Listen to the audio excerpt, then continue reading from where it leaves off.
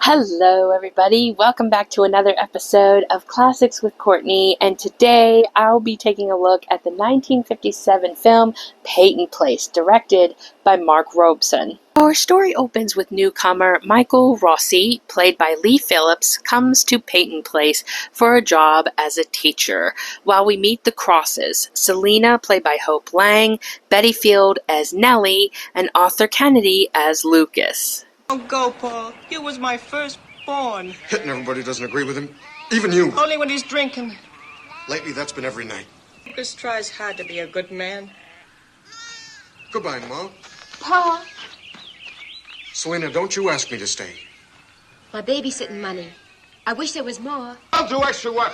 I'll find a job and get the money back to her. And don't leave. I'm sorry we got into a fight. It won't happen again. I give you my word. Paul! Paul! Nellie goes to the Mackenzie's home where she works, and we get to meet Constance, played by Lana Turner, and her daughter Allison, played by newcomer Diane Varsi. Paul left this morning. Left for where? Don't know. Says he wants to get out of this town and make something of himself. Instead of working all the time at the mill. He wants to see the world. Who's going to see the world? Paul. He left town this morning. Allison must have played records at 7:45 in the morning. Good breakfast music. Digest your orange juice with culture. Allison, don't eat so fast. Have to. Senior class is giving a gift to Miss Thornton. And I wrote a speech that Rodney Harrington's going to read. Badly, I'm sure. The kids at the high school give their beloved teacher, Miss Elsie Thornton, played by Mildred Donnock, a gift, thinking she will be principal, while the school board has a meeting and meets Mr. Rossi. The names of all of us are inscribed inside the cover of that dictionary. Because they are so many different words that might express what we feel in our hearts for you and your long services to Peyton Place High School, we decided to give you all the words in the language. We're going to lose you, but it's something bigger and more important.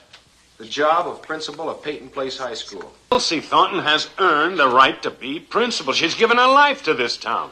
The least we can do is recognize it. Doc, as head of this school board, it's my opinion Miss Thornton should be retired. I'm afraid I can't quite concur with you, Leslie. I agree with Doc Swain. You would. Miss Thornton's practically senile. She's a hypochondriac. Uses sleeping pills all the time.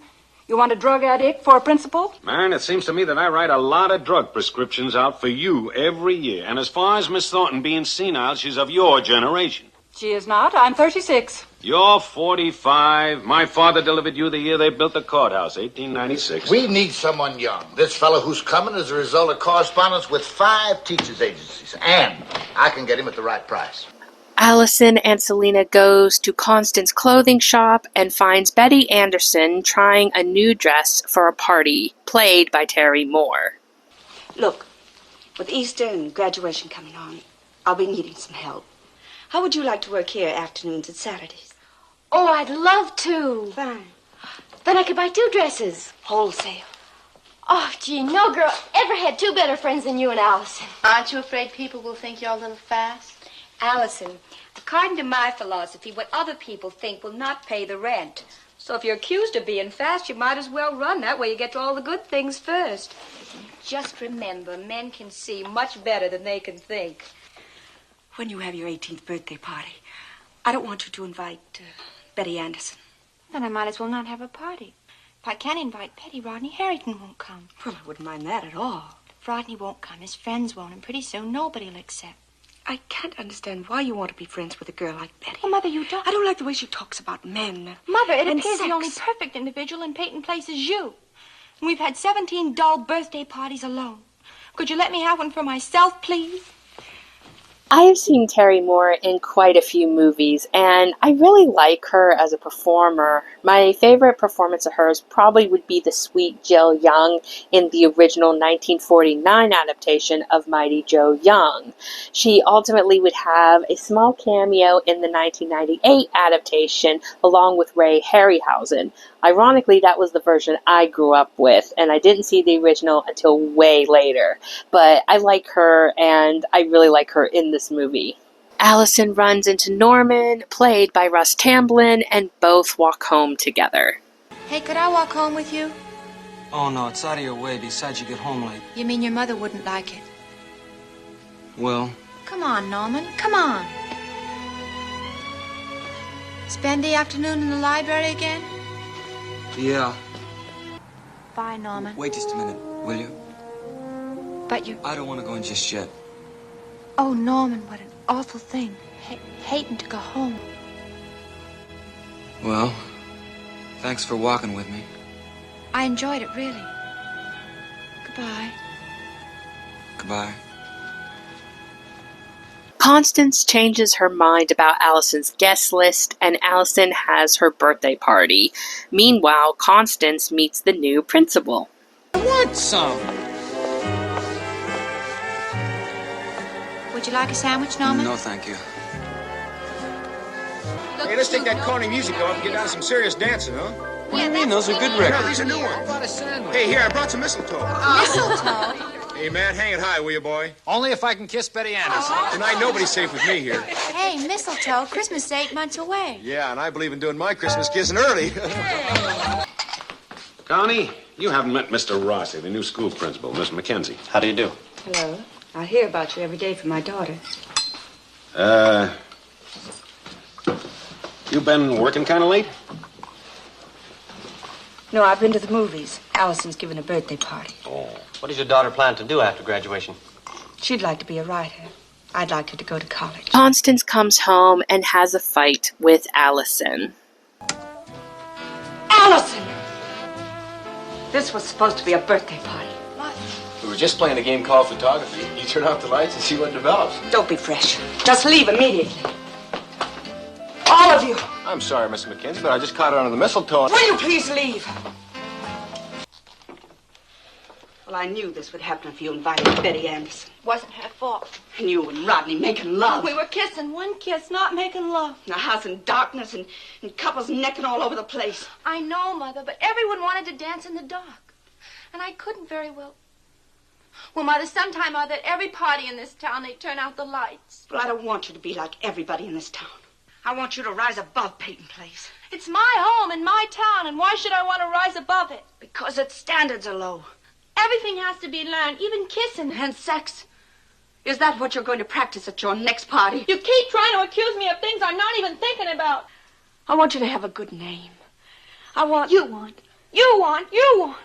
Is that all you can say? Well, if any man would seriously ask me, I'd run away and become his mistress. On Sunday, Allison goes to the Crosses' home to get Selena for church, and things turn ugly. Used to be a man in the cup that cookers. All meals. Look at it all you want 'em. Times have changed. Ma's working and I'm late for church. Where you parade yourself up and down, taking off your clothes, putting on your clothes. I don't parade up and down. You do! Just like you show yourself off, don't you? I don't like to show myself off. And it wouldn't harm you to take the garbage out and bury it either. Or do you like living like a pig? What do you think you are, a general or something? Always giving orders. Put your hands off me!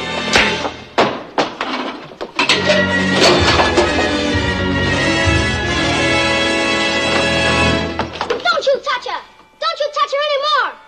It was my fault, Allison. I made him mad. Every family has fights. They're forgotten in an hour. Allison spends more time with Norman, and Michael talks with Connie. You were right. I never knew this place was here. I don't think anybody does but me. Maybe God. Allison, I've got to tell somebody. She won't let me have friends. She makes me tell her 10 times a day how much I love her. She's afraid she'll die alone in a poorhouse. Oh, and marriage.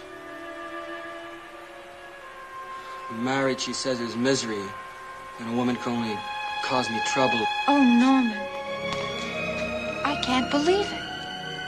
Nobody would. Now maybe you know why I hate to go home. Why I live in the library. Why I can't dance or kiss girls. Or look anybody in the eye. You shouldn't be afraid of girls. I know, but I am, and I don't know what I can do about it. I know what you can do. What? You can start with me.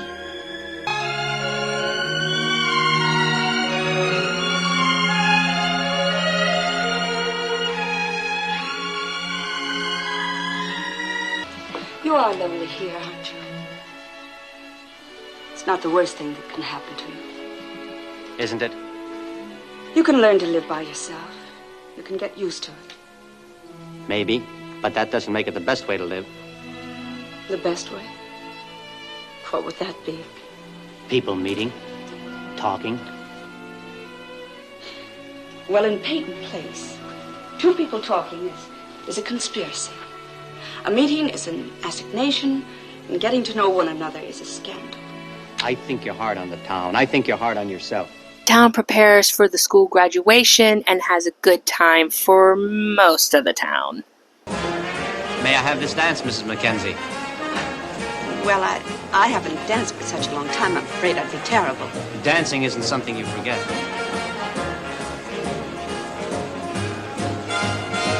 Allison, did you see your mother dancing with Mr. Rossi?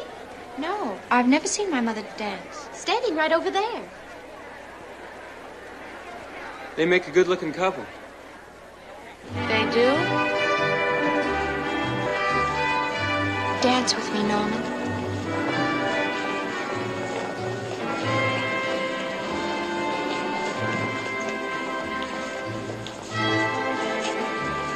I don't know how. Just try.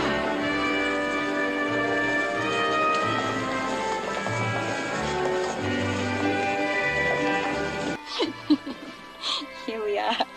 Nuggets, peas in a pot. Where are we going? Nowhere. Hey, I'm mad at you. Only one kiss to a customer.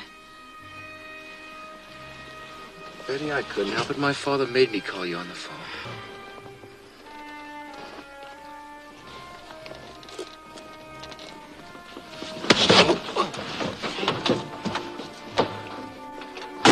Now go make love to Allison Mackenzie. Go get the girl you brought to the dance and tried with her. And the next time I go out, it will be with a man, not a papa's boy. Ted Carter, played by David Nelson, walks Selena home only to be in a nightmare. Selena, do you know how long it takes to become a lawyer? What difference does it make? It's what you want to do in life. One of the things I want to do in life is marry you. If I don't do it now, maybe I never will. Ted, the only family I'll ever have will be half yours. I'll wait, no matter how long it takes.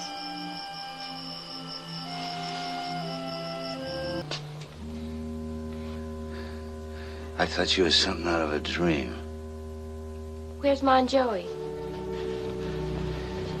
Well, let's have a drink. Celebrate you growing up.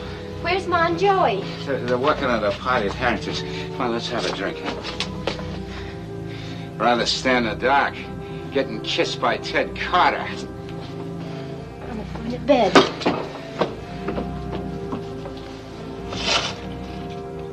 For those who have not seen this movie, I'm going to spare you and not show any of the clip of what happens next. For me, Selena is such a kind, gentle soul, and to see her go through this horrific ordeal by her stepfather is incredibly cruel. I've seen Arthur Kennedy in a couple of movies, most notably his role as the drunkard father in A Summer Place, which I had previously reviewed, and The Window, I believe in 1949, with young Bobby Driscoll. And he was really great in that movie. In A Summer Place, you could take him or leave him. Some points he's good, some points he's not. In this, his character is beyond cruel, and you want to see him get his comeuppance. The kids graduate from school, summer is upon Peyton Place, and Allison pursues her writing. Meanwhile, Selena finds out she is pregnant. What do you think? Are they good enough to send to a magazine? Yes, if you want to end up in prison.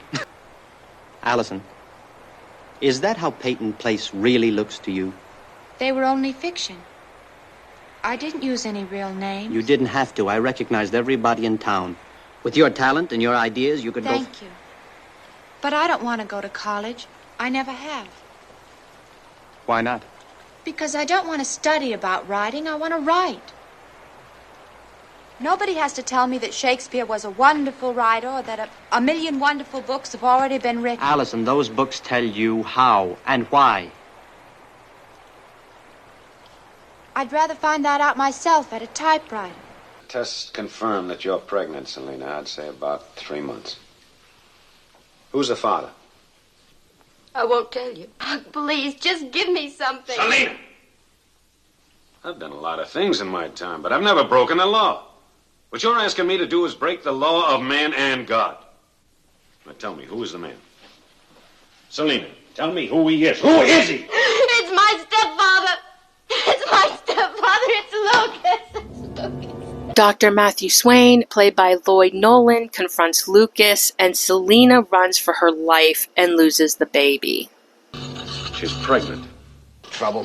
Always wrestling around with that Carter boy. I told her she wouldn't listen to me. There's a boat crazy slime. Hey, don't you go shoving a man around an accident. That's your child Selena's carrying. All right. I can prove it, Lucas. I've got enough proof on you, Lucas, to put you in jail for the rest of your unnatural life. You know I couldn't do nothing as awful as that, don't you? I'm going back to my office. And then I'm going to start telephoning every father in Peyton Place. Oh, you wouldn't. I don't know what they'll take it into their heads to do, but I do know this. You're the janitor in a school full of young girls. And an hour from now, I wouldn't want to be in your shoes. Don't do it. I wouldn't think of fooling around with any other girls. It was just Selena, Doc. Well, there was something about her. It was just Selena. Please, Doc, don't. There's only one thing that'll stop me. You sign that. You get out of Peyton Place before dark. Doc, I signed it for you. If you do, I'll keep this paper in my safe. But if you don't, I'll use it against you. I signed it! Don't you ever try to come back here. Not next week, not next year, not ever. If you do, I'll kill you myself.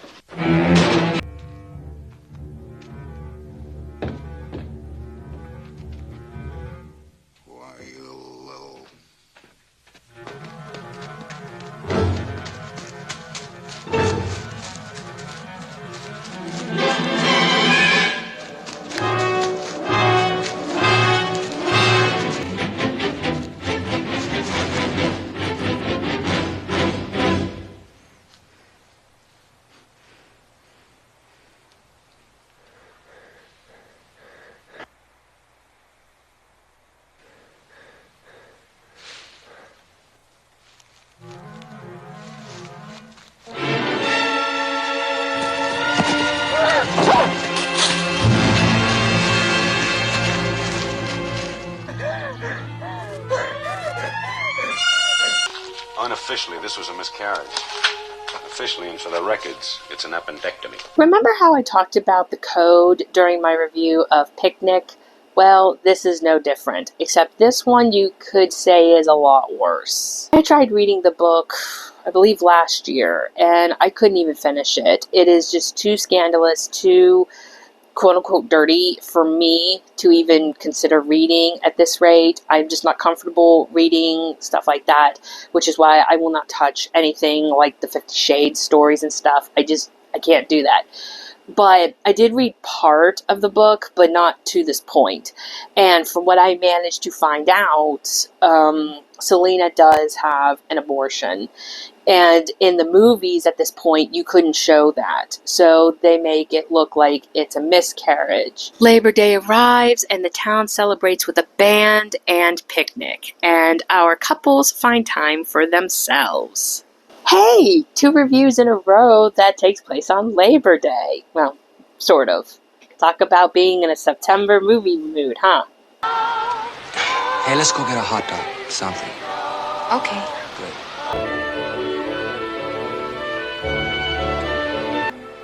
Rodney? Will I ever see you again? I mean, can I compete with those Boston girls? What are your qualifications? Hey, you know what you're doing to my temperature? Okay, let's cool it off. Let's go for a swim. Hey, but we didn't bring any bathing suits. Norman? Yeah. Got my cap.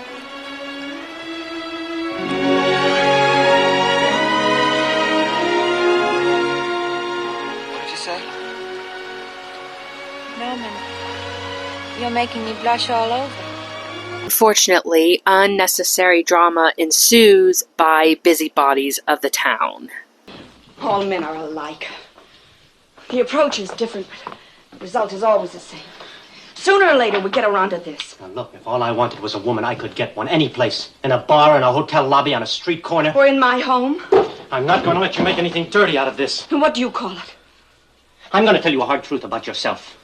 It isn't sex you're afraid of. You can say yes or no to that. It's love. That's what you can't handle. And that's what you're offering me, with your hands all over me. That's only one expression of it, backed up by many things. Well, I haven't asked for any of them. You'd better understand what you're saying no to. When I take you in my arms, I'm committing myself to you, not just physically, but all the way. That means that I intend to worry about you, to take care of you, to stand in front of you if there's trouble. And that's what I want back from you. Without any reservations, or shame, or embarrassment. Now, either you're up to that or you're not. Oh, hello, Miss Page. Come in here. Where's Norman? Outside, just going home. Where were you today? What is it, Mother? You were seen at Crystal Pond, swimming in the nude with Norman. Oh, that's a lie. Mother, how could you even think such a thing? You were seen clearly and plainly by two people. We went swimming, Mrs. Mackenzie, but we had our suits on. And by now, everybody in Peyton Place knows about it. So help me if anything's wrong with her because of this. I didn't do anything. We didn't do anything, did we, Allison? No. You better take your boy and go. Never been so humiliated and disgusted. Allison! Come back here immediately. Listen, Mother, if you keep this up someday, I will do what you keep accusing me of. I wouldn't doubt it. You're just like your father about sex. In that way, you're just like him. Don't you say things about my father. He was a wonderful man. Wonderful. And fine and good to you, and that's what you told me, so don't blame him for anything. Wonderful and fine and good. That's what I told you? Well, I lied. I lied about him because I was ashamed of him and of myself. Well, then why did you marry him? I didn't. And he didn't marry me because he already had a wife. You don't mean that, Mother. I do mean it. Don't you understand? No. He had a wife. No.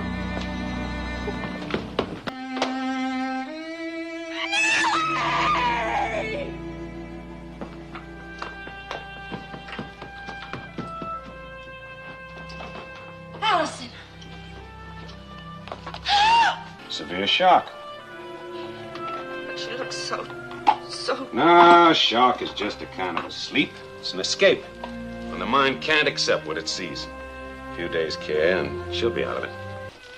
Just because it happened in your house, don't think that any of it was your fault. Somehow I do. You've got just one thing to think about. Allison.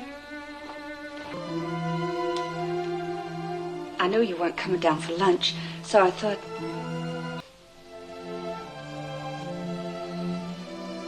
You haven't spoken to me for over a week since...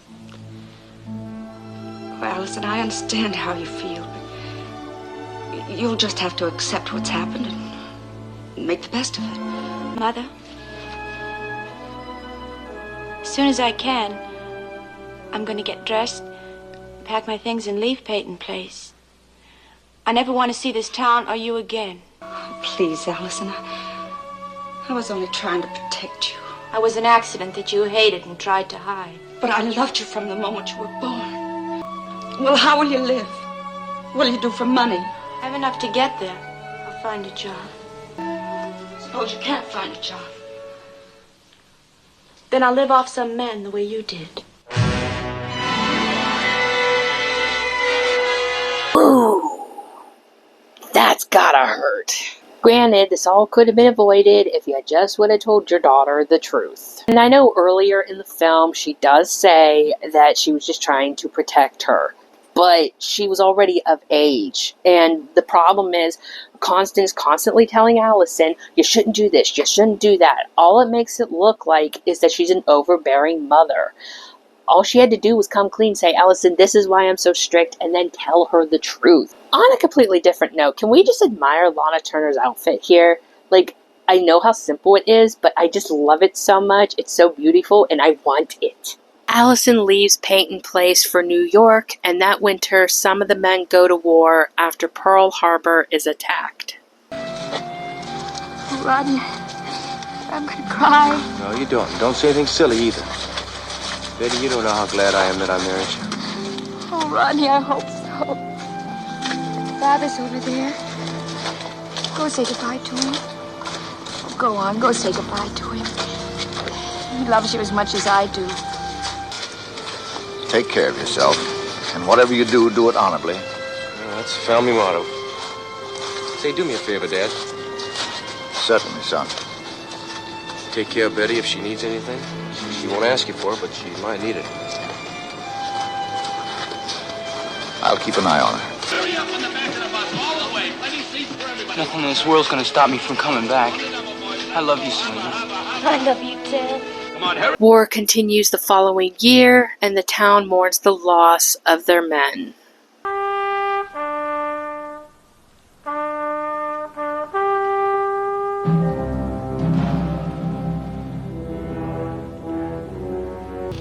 Betty.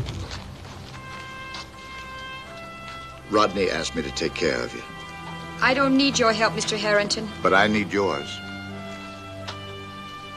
Rodney was a better boy for having married you. When I was 6 years old, I was in love with Rodney. And for years afterwards, I never even thought about anybody else.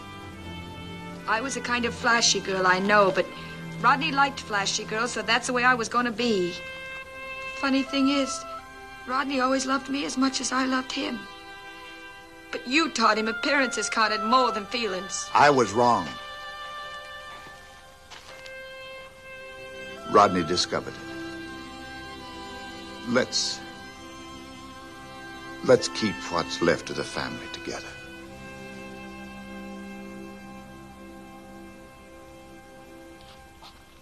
This is really a really sweet, tender moment here. Rodney's father, played by Leon Ames, disapproves of the marriage, mostly because Betty Anderson is painted as the town tramp, when really she's just a sweet girl with a sweet soul who happened to love Rodney. Sure, she was a little bit flighty in the way she acted, but as she stated, Rodney liked her that way. But it's not like she wasn't going after other men. She liked Rodney, which apparently in the book, she was also technically a tramp who was a gold digger. And that's, again, from what I managed to find out. So once again, they make her more sympathetic in the movie. And I'm glad because, again, Terry Moore is in it, and I like that Terry Moore plays a nice girl. I do love that both Betty and Rodney's father come together to basically embrace each other as family, knowing that Rodney is now gone and they only have each other. It's just such a heartbreaking yet tender moment. Connie goes to see Michael and tells him the truth about her past, and Selena gets an unwelcome surprise.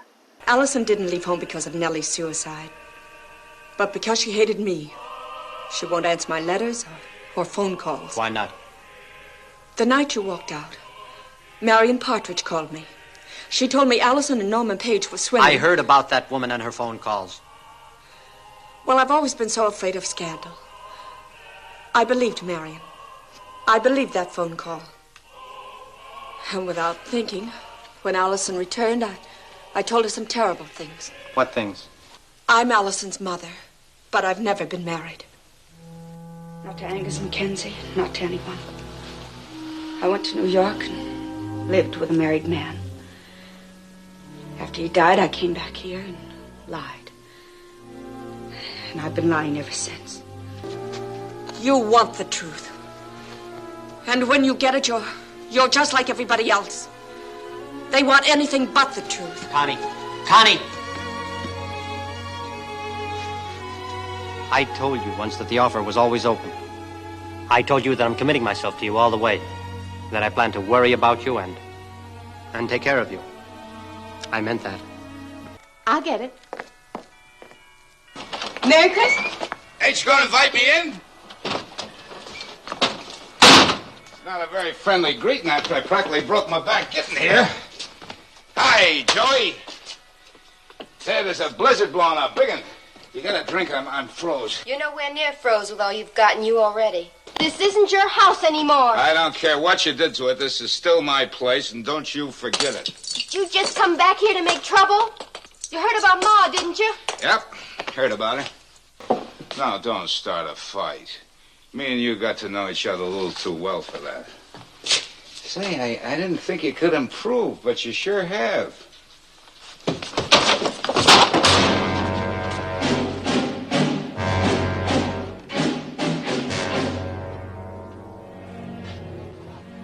Oh, it ain't like I was your real pa, you know.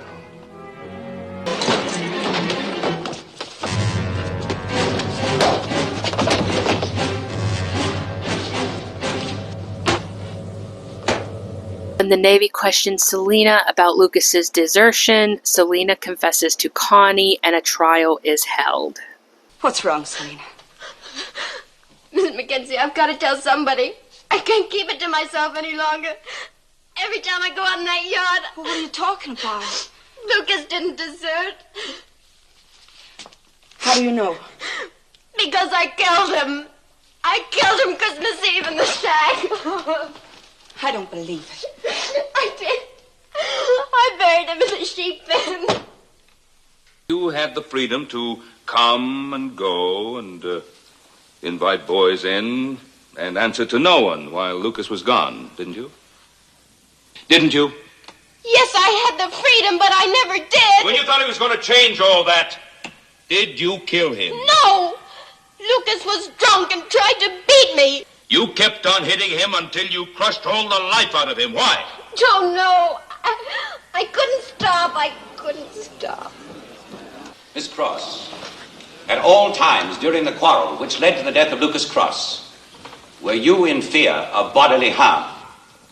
Yes, I was. I have no further questions. You may step down. I understand you've known the defendant a long time. Yes. Mrs. Mackenzie, I am well aware of your deep concern over Mrs. Cross's suicide, but that is not the point at issue. Did your daughter ever tell you that she had seen Lucas beating Selena? No.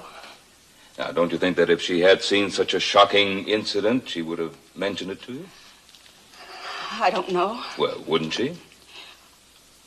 Well, Mrs. Mackenzie, doesn't your daughter ever bring home her problems?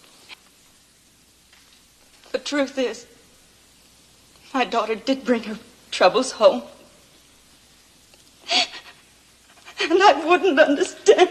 Well, if she did bring her problems home, did she ever tell you about...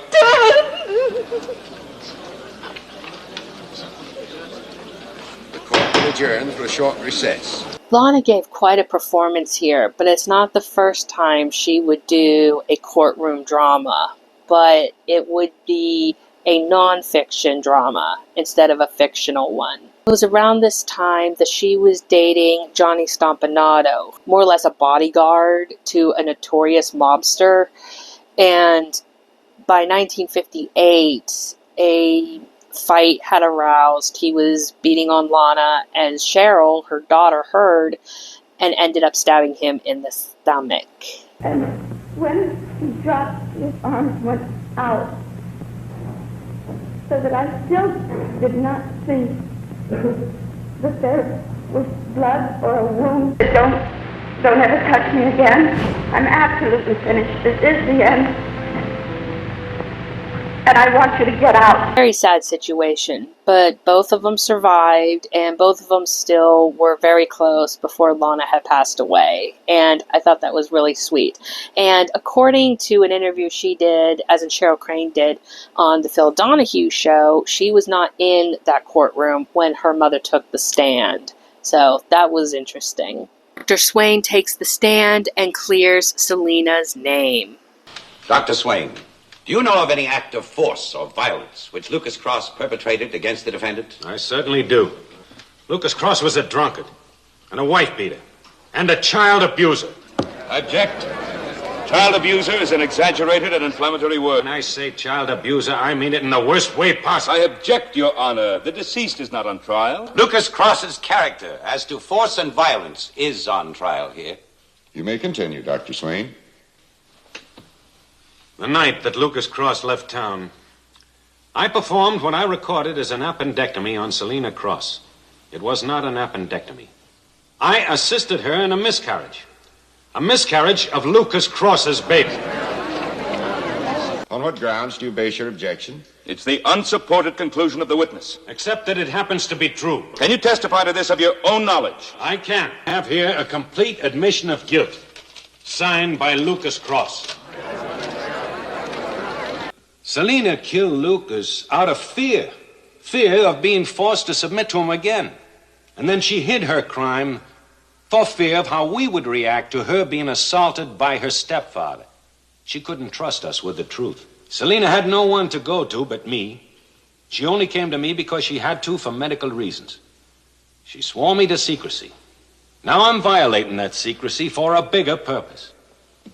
We're all prisoners of each other's gossip, killed by each other's whispers, and it's time it stopped. Our best young people leave as soon as they're old enough to earn the price of a bus ticket. They contribute the best part of their characters to other communities because they're stifled in Peyton Place. We're a small town, but we're a prosperous one, and yet we allow tar paper shacks to stand. We have half a dozen churches which most of you attend, and then don't practice the word they preach once you walk down the steps. We have a fine school that you take for granted. We have a newspaper with a most intelligent editorial page which you use for wrapping garbage. It's time you people woke up. Perhaps today is the day that you will, because there's something much bigger than the tragedy of Selina Cross on trial here. Our indifference. Our failure as a community to watch over one another, to know who needs help and to give it. Selina's been living in a prison of her own long enough, one that we helped build. Town celebrates Selina's triumph and Allison goes home.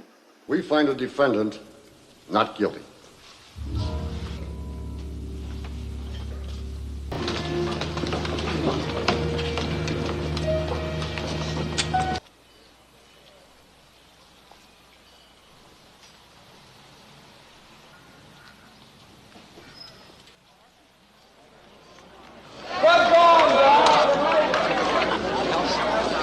Oh, Selena, we're so very happy.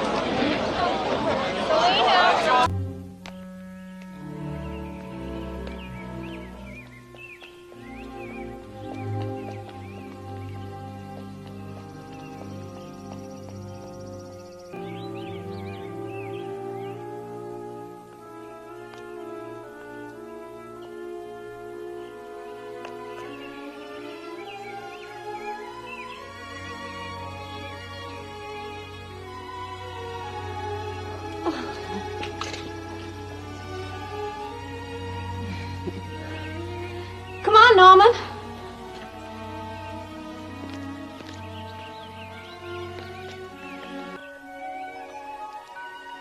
We'd finally discovered that season of love. It is only found in someone else's heart. Right now, someone you know is looking everywhere for it. And it's in you. And that was the 1957 film Peyton Place. And I really enjoyed this movie, guys. I like the casting, the look of the picture is gorgeous, and the score by Franz Waxman is also quite luscious and lovely. The film would be nominated several times. Just to name a few: Lana Turner for Best Actress, Diane Varsi and Hope Lang for Best Supporting Actress, and Best Director for Mark Robeson. Unfortunately, the film won no Oscars. I was thinking, though, just as I was writing the script and watching this movie for the second time, I happened to think that even though the performances are good, the movie is presented more as a soap opera of the 50s, and I kind of have an idea that could be why the movie did not win any Oscars. I don't know, but I think it's a bummer. I think I would have given Best Supporting Actress to Hope Lang. I think she was the best out of the cast and easily could have won Best Supporting Actress. Joanne Woodward would end up taking the Oscar for Best Actress for her role in The Three Faces of Eve. And I am glad that she walked away with that Oscar, as I am a big fan of Joanne Woodward, and she definitely deserved it. Not that Lana Turner didn't deserve it, but I feel like she was definitely more melodramatic, whereas Joanne Woodward was very raw and didn't come across as soap opera-ish, but that's just my own personal opinion. As I stated earlier, the film is based off of the book of the same title by Grace Metalius, who would end up getting a lot of flack for writing the book. I guess the town turned their backs on her, and even in death, they really just didn't care. But Grace did write a book, and it got published and became a motion picture. That's a very great achievement, especially for authors who just wrote a book, published it, and ended up becoming a best-selling book. As I said before, I couldn't get through the book, but I admire Grace for writing, and especially where she was when she wrote. She was married and had kids and wrote this book. That's a great achievement, especially in the 50s. And I admire her as a talent, even though I can't read her book. But another thing I want to point out too is many people will say that the book is better than the movie. And I will concede to a certain extent. And I'm not talking about this book, I'm talking about any book. And while I do like books, I'm more of a movie person, and I can get more out of a movie than I can from a book sometimes. And this is the case where I think the movie, for me, is better than the book, as it's less scandalous, so to speak, and I can easily watch the movie, whereas I couldn't even finish the book. The movie was such a success that it ended up spawning a sequel and a mini TV series / soap opera in the 60s. The sequel, which I believe also came out in the 60s, I saw last year too, I believe. And while I did kind of like the sequel, it's nowhere near as good as the first movie. They changed the entire cast, and even some of the storylines they completely changed. Like, spoiler alert, did you like Hope Lang and her boyfriend together? So did I. But did you know in the sequel, not only are they broken up, they're in 2 different relationships? I don't want to see that. I wanted to see them 2 get together and have kids. They also changed the entire cast in the sequel too. So once again, if you like the cast of this one, you probably won't like the second one. I also saw bits of the soap opera series, and that one had Barbara Parkins in it, Leah Farrow, and Ryan O'Neal. And let me put it to you this way. If you see Barbara Parkins in Valley of the Dolls and you liked her sweet nature, you probably aren't going to like her in Peyton Place, because she plays such a manipulative little brat. And that wraps up my review of Peyton Place. I definitely think you should guys watch this movie if you can deal with some of the subject matters. And especially at this time, it is very tame compared to what we are given now, but they are still tough subjects no matter what era they are made in. So that concludes my review of Peyton Place. Let your thoughts and comments down below, and leave your requests too if you have anything for me to review, and I will see you guys in my next video. Bye! Have a great and wonderful day. The film was such a manipulative